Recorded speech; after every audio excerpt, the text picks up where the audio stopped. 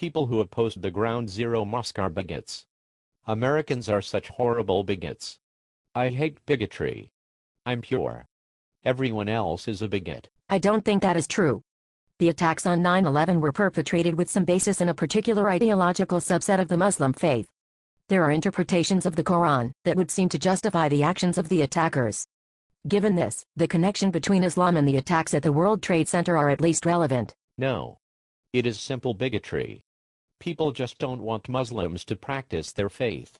Americans hate Muslims. Americans are bigots. I hate bigotry.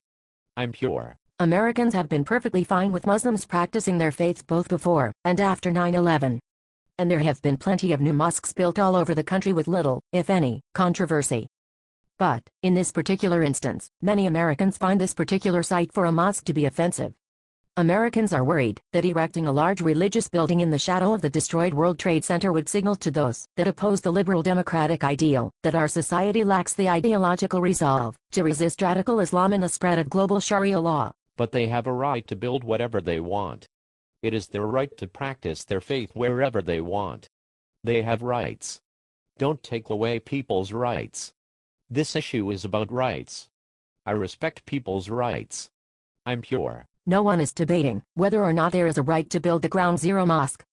But this issue is deeper than rights. Surely you can distinguish between what someone has a right to do and what someone ought to do.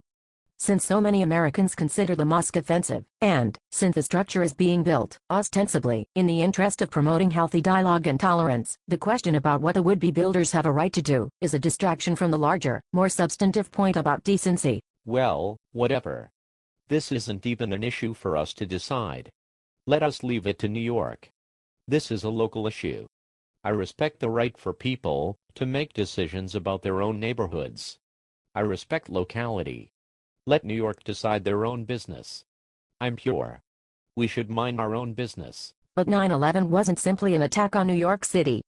The largest attack occurred there, but the location was, in a manner of speaking, incidental.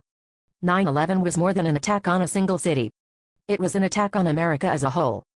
And, really, it was even larger than that.